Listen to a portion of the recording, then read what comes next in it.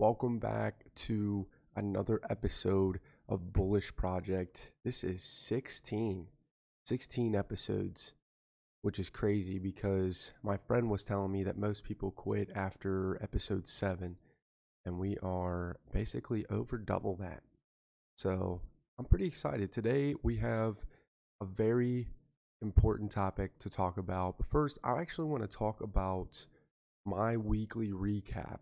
And I might make this my recurring bit per se of the podcast, but I feel like it's nice to just check in, do a little weekly recap, and go from there. I'll tell you guys what I'm up to. You guys tell me what you're up to, and then we'll keep going through life. But this week, I had my friend have me, he had me, him, whatever, on his podcast. And I thought it was pretty dope. We did an episode and it's coming out soon about all kinds of different things. And it was going to be me, my friend, and his friend. We all just sat there and talked. It was a great episode. It flowed really well. And it made me realize the importance of guests or the importance of co hosts on podcasts. And I think what I'm going to do with this podcast is start introducing more guests. I actually have several guests that are going to be on this podcast in the future episodes and the near future episodes as well. But I'm pretty excited. I know I can do this podcast on my own and hold my own, but having that extra voice to bounce off of, I know is very important, and it helps the podcast flow a little bit better. So that was kind of like my highlight of my week, essentially, other than work, which everybody works on something at some point. So that is not shocking, really. But that's pretty much it. I mean, everything else has been normal stuff, but that was not normal. Doing the podcast with my friend, I thought that was really dope, and I can't wait to see the final product. It was just such a dope episode to sit there and talk with people and have that conversation flow. To start this episode, I actually want to bring it in full circle. So I have to build it up. And I'm going to start with standardized tests and my problem with them. And I think they're a useful tool up to a certain point, but I don't think they cover the whole scope. And I think the last little bit that they don't cover is very important to both understand the differences between standardized tests and personalized tests, and also the one thing that standardized tests can't do. And that's what I'm going to demonstrate for you today. So when you take a standardized test, it's standard. And basically what that means is everybody takes the same test. It's all the same questions, and everybody is expected to get those answers right to get the highest score possible. And then you're graded based on that test. And me personally, I like them and I don't. I'll tell you why I like them first, and then I'll tell you why I don't like them so I can give you both sides. I like them because it gives people a standard to stick to. It gives most people, for example, driving tests, it's very important to have a standard driving test because there is a certain level of knowledge that you have to have in order to drive a car. There is a certain level of knowledge you have to be on the road with many other people, with like several thousand pounds of moving machinery and whatever you want to call it. But you have to know the ins and outs. And especially because you need to adhere to all the laws and right of ways and all that stuff. So I like standardized tests because it gets everybody to a certain level. My problem is once you get to that level, everything past that is no longer tested for.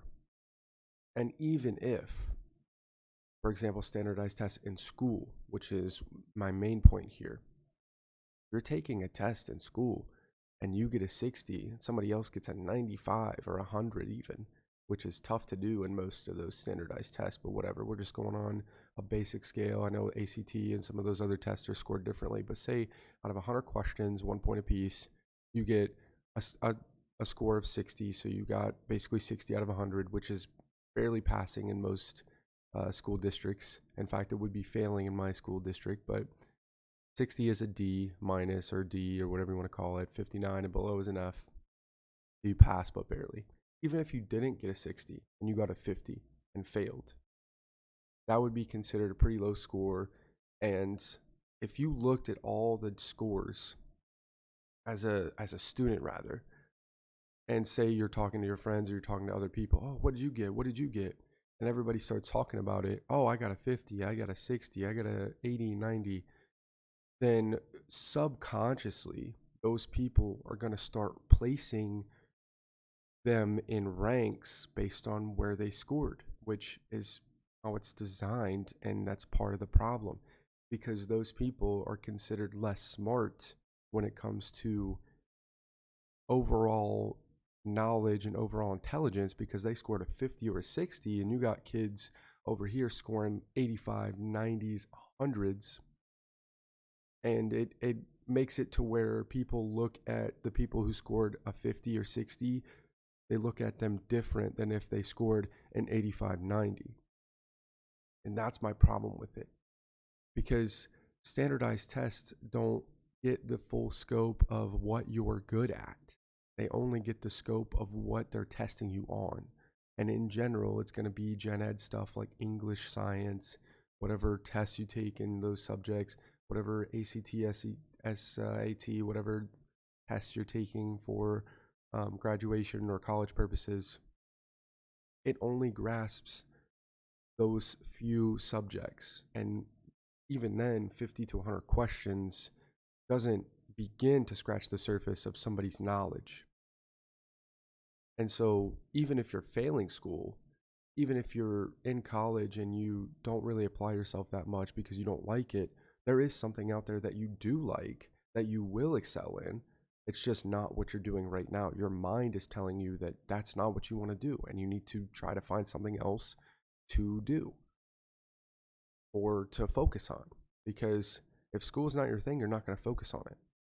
And Gary Vaynerchuk said it best. I follow him a lot. He says a lot about school and tests and stuff. Like, he was basically a straight D, straight F student. He was terrible at school, and he still has report cards from when he was failing classes. Yet he's the most successful and arguably the greatest entrepreneur in history. So, how do you scale that? How do you grade that? First of all, nobody cares about your tests or your scores or whatever after high school or after college. Nobody cares what scores you got unless you simply want to brag about it, which is fine. It's something to be proud of if you got like a 4.0 or something like that. It's not something that you shouldn't talk about if you achieve that. But if you're on the same level as everyone else as far as going to college or even graduating college, graduating high school, that's it. Where'd you go to high school? Where'd you graduate from? And that's it. They don't ask you what your grades were. They don't ask you anything else. They don't do that for jobs. Most people don't even do that when they're talking normally in just basic conversation. If they're somebody new and they're trying to get to know you, they don't ask those specific questions. So nobody cares. What they care about is trying to find out who you are and what you're good at. And that's what you should care about as well, about yourself. You should care about finding your own niche and finding what you're good at and what you bring to the world, what your gift is. And you should pursue that. You should try to make money at it, whatever you enjoy and whatever you're good at. And if you can find both, that's even better. Because there might be things you enjoy that you're not good at, and there might be things you're good at that you don't enjoy. But if you can merge those two, that's like literally the greatest accomplishment that you could have. It's beautiful. It's beautiful because you can find something that you enjoy, but can you make money at it at the same time? Because everybody's got to have a living. Everybody has to make a living. And, if you have something you enjoy, you're going to have to figure out how to monetize it. And there is a way to monetize everything. First of all, entertainment is a big industry, and it doesn't just stop at movies or TV shows or anything like that. It extends to YouTube. It extends to Instagram, TikTok, all that stuff. That is also entertainment. It can be educational. It can be other things, mostly entertainment. And if you can figure out how to monetize that, that is great. Because you can do whatever you want to do. It's a cool thing about America. the cool thing about the country we live in spite of all its flaws, especially as of late, which we did talk about a few of those on my friend's podcast whenever he uploads the episode or whenever he gets that done. We did talk about it. And as of lately, there has not been a bright-ish future for some people. They got devastated with the news that came out on Friday. But in the grand scheme of things, with the freedom that we have to pursue whatever we want to pursue, it's just incredible. It's crazy. And the reason why I talk about standardized tests and not really using them for 100% of your ability to like grade your own intelligence, like your own intelligence in general, you shouldn't use standardized tests to grade that. You should use things you're good at and things you're bad at. That's what you should use. And in fact, don't even focus on things you're bad at. Focus on things you're good at. Because you can get an intelligent person in front of you who knows pretty much everything to know about IT or technology, but then they don't know anything at all. And like they're just completely ignorant when it comes to mechanic stuff, like cars and stuff like that. But they know a lot about technology. They just don't know how to fix cars. They're not a hands-on person. So how would you grade that person? It's the simple answer is you don't. Because there's always a both. There's always a you can do both, and you don't even have to. But like you can be the IT and you can do pretty much everything in that industry. And you can also do mechanics if you want. But if you don't do both, it doesn't make you less smart. It just means that you're good at one thing and you don't have to do. Like you don't have to know based on the standardized tests, the way they work. You don't have to know the full scope of things. It's good to have a general knowledge, but you don't need to be an expert in everything. You just need to be an expert in what you enjoy and what you want to do. That's it. That's all you have to do. And I'm starting to figure that out. Like if you want to start a podcast like me, go start the podcast. But the problem with standardized tests is that they don't get the full scope. In fact, going through life, you need to set your own standard.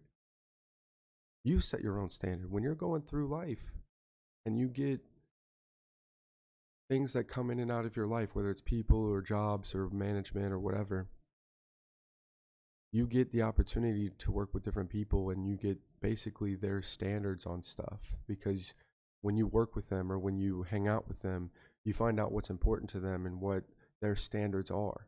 The thing is, you don't have to live up to those standards at all.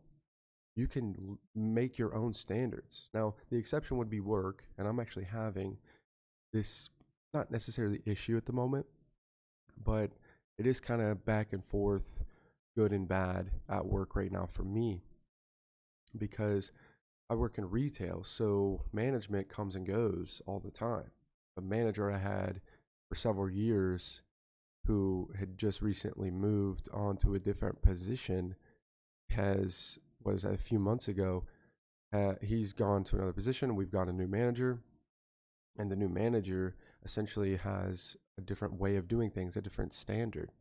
And the standard that I was used to working under for 2 years was good enough back then, but now all of a sudden you get a new manager and you have to almost tweak it, and you have to change what you do based on the people above you if you work a normal job. And that didn't really hit me until after it kind of set in after about a month of working with my new manager. First of all, no hate. I love my new manager, and I'm not going to say names or anything like that, but just to tell the story, because some of you guys might be struggling with this right now. If you get a new manager, you get a new job, and they have a different standard of doing things. First of all, you don't have to stay there if you don't like it, because you can always do your own thing if you know how to make money at it. And that's what I would suggest if that's what you want to do. But there are some times where you need to tweak what you do day to day to be able to keep up with the management and what they want you to do. And to a certain extent, you have to if you want to keep your job. But to another extent, you can kind of be yourself. There's a balance, and it's tough to find the balance with new management. Sometimes they want to go on a power trip. Sometimes they just don't care about you at all. They just want to get sales or numbers at a certain level, and that's it. They're super black and white when it comes to, are you hitting your numbers? Cool. Then everything's good. Are you not hitting your numbers? Okay, now we got to like talk about it and go through the flow chart from that. So it just depends. But some other managers may look at it as circumstantial, like, okay, well, if they're not hitting their numbers, what's going on?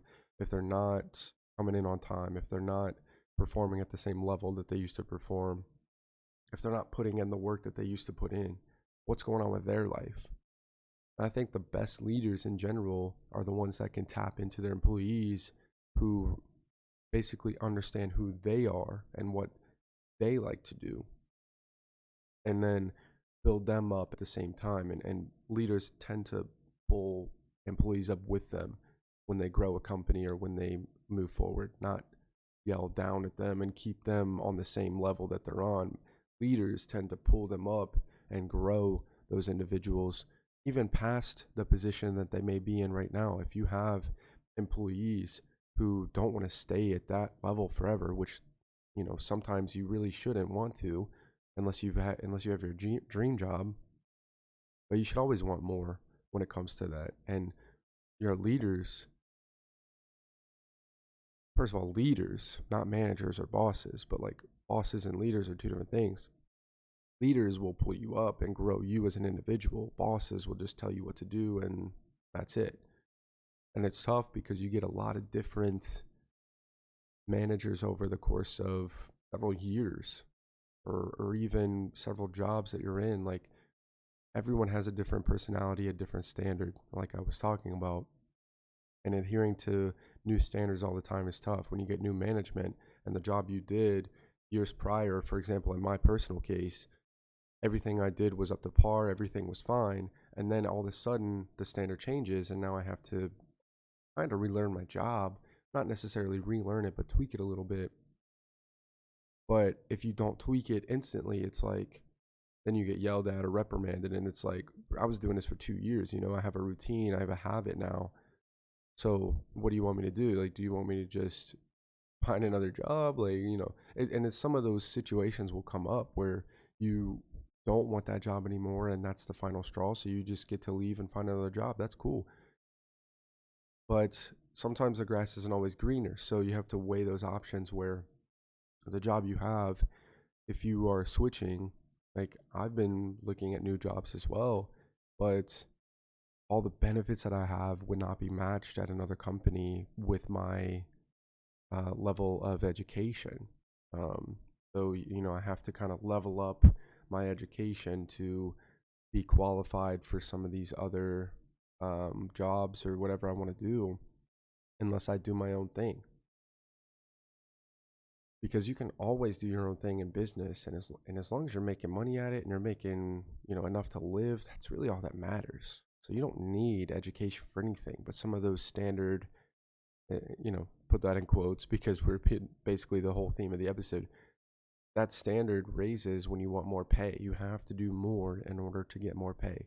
That is bottom line. And I've been realizing that for the last several years, the job I have is great, but I've been complacent. I haven't really wanted more because I really like the job I have, and I'm pretty low stress at the moment, which I'm grateful for as well, because I know that it could be a million times worse in terms of the daily events that I would have to deal with. And I've gotten complacent. I've kind of gotten addicted to that feeling of being able to clock in for work, not really have many issues, and just go on my day. This is probably one of the least stressful jobs I've had in terms of being able to excel at it at the same time without stressing about it too much. And I've gotten complacent. So then you have to reevaluate. Like, do you want to stay here, or do you want to push yourself to the next level? And some of that next level requirements, it might be college, which I'm currently taking classes right now. It might be a certificate. It might be a license to get to that next level. And you'll have to do things you don't want to do to get up to their standard if that's what you want to do. Now, if you do your own thing, you don't need that standard from that company. You might have to have certain licenses to be legal, which is different. But in terms of education. You wouldn't have to have a college degree in some jobs to make good money.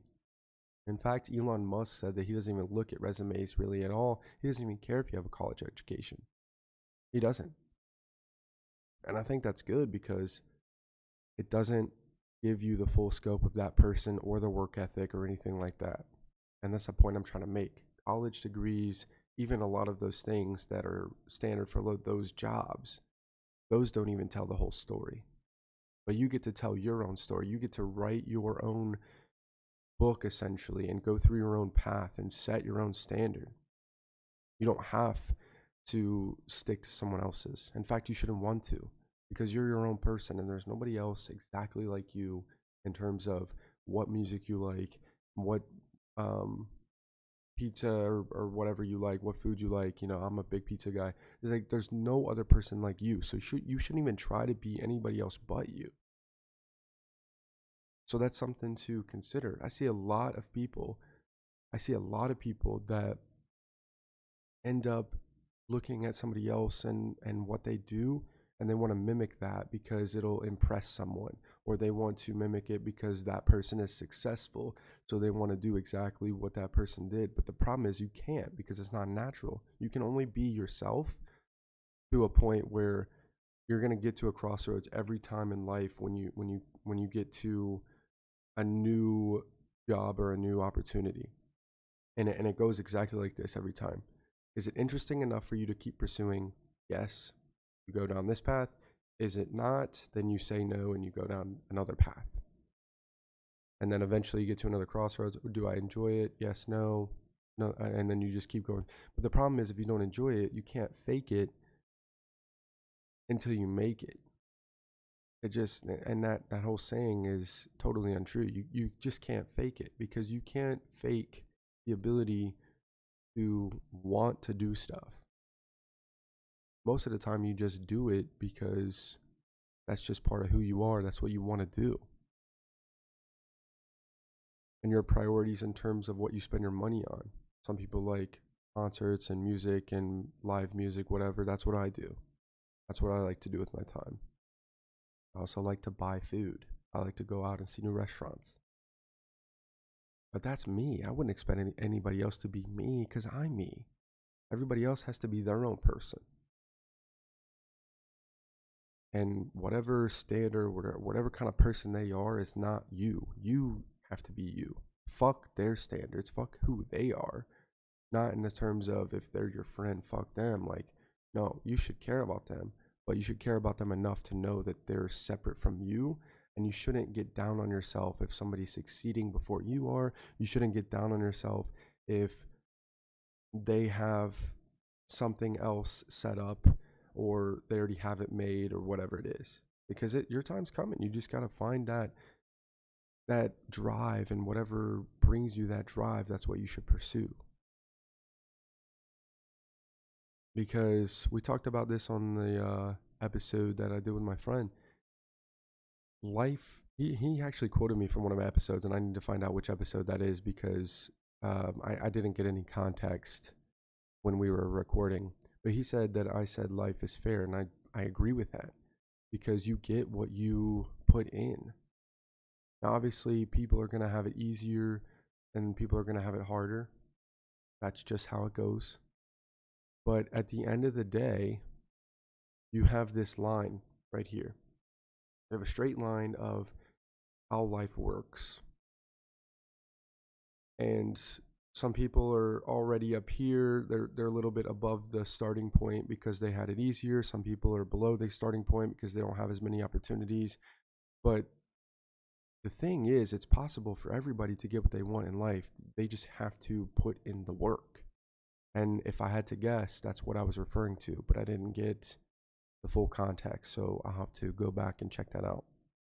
But it was a good point for what we were talking about. It was a great point. Because your standard is important for what you get out of life, whether you want a lot of money so that you can buy your mom a house, or have a better life for your family. And you shouldn't only chase the money. You should chase what you actually want to do and find out how to monetize it enough to be comfortable with your income or even beyond comfortable. Some people want to be rich and that's fine, but the only way to get there naturally, instead of like the fake it till you make it stuff, is to do what you like and do what you want to do that makes you happy and find out how to monetize it. Because if you chase the money, that motivation goes away at some point. Because once you get the money, what's left? There's nothing else driving you once you get the money. And you kind of have to figure that out. But you get what you put in, it comes back out to you every time. It may not take 2 months, it might take 2 years. For some people, it might take 6 months. For other people, it might take 6 years. Like, it's not going to happen at the same time for everybody. Not everybody has the same opportunities at any given point. That is a part of life. But 100% of the time, you will get what you put in. Just how it works. And the harder you work, the harder it pays off, especially when you're coming to like fitness, for example. Something I struggle with a lot. I could be fit, I could be in better shape, but I'm not because I don't put in enough effort to consistently see that growth. And I know that about myself. I'm trying to figure out a way to want to go to the gym consistently to make that happen.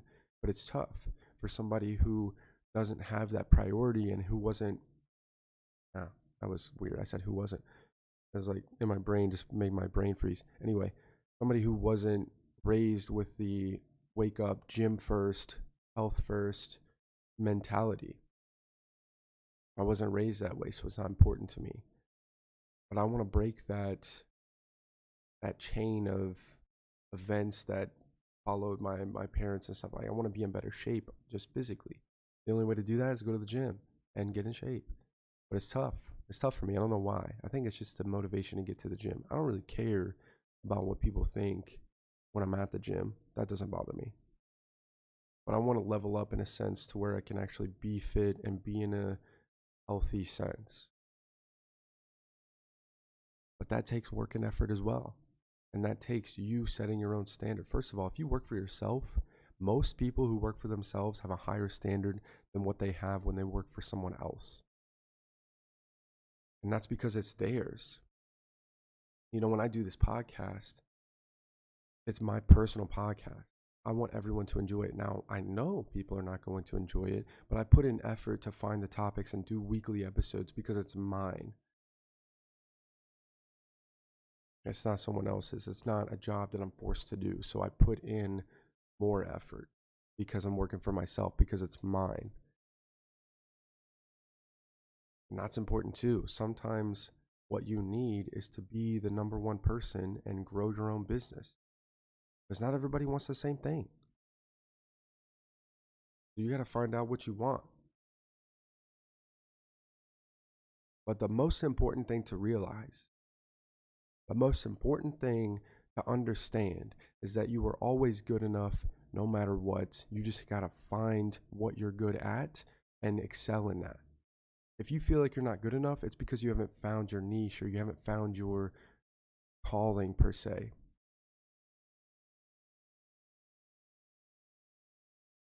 Because like I said, everyone has different standards. And just because you don't live up to someone else's doesn't mean you're not good enough. It just means that they're a different person and they want different things. And that's totally fine. That's how life works. But I see it all the time. People get down on themselves. Oh, I'm not good enough for this person. That's fine. You guys have different tastes. You guys have different whatever it is. Just go your own separate paths and then find somebody who does like you for whatever, you know. And that's just relationships. It could be work too. If you join a new company as an employee and you're not who they're looking for, and you realize that 6 months, a year down the road, then you just leave and find a new job. You find another job that would fit your needs and one that you can actually contribute to in a positive way. But it doesn't have to be a big deal. I know a lot of times as humans, we get emotional about that stuff. It's just you either like it or don't, and that's it. You can always go a different path. And if you want it bad enough, you will make it happen when it comes to that stuff. And those are things I've just been learning the last several years. It's been crazy. And it's also who you know. It's sometimes not what you know as well. We're talking about standards. It's not even what you know sometimes, it's who you know. If you can find people that have things already in place and you guys kind of have this connection, and then that person is going to want to do things for you just because they know you personally. There's 7 billion people in the world.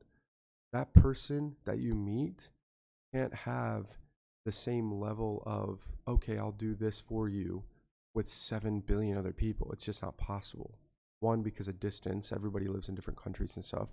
Two, because it's just they don't have enough time in their lives to dedicate to more than just a few people at a time and put those people in their rotation. So if you meet somebody and you guys kind of have a connection to where you guys are closer, if that person has something that you need, they're willing to help you out with that literally most of the time. Like in my experience, that's literally what happens.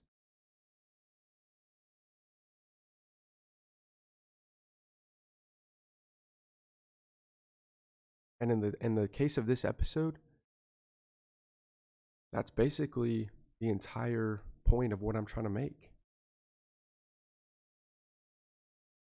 Because you're eventually going to find your path and you're eventually going to move down the road of life and be where you're supposed to be eventually. And where you're supposed to be may not be where you want to be. But then you need to actively change that to get to where you want to be, whether it's you need to get the next level of education to be able to excel at your job and be a master at it, whatever it is. But you got to figure that out and you got to keep going.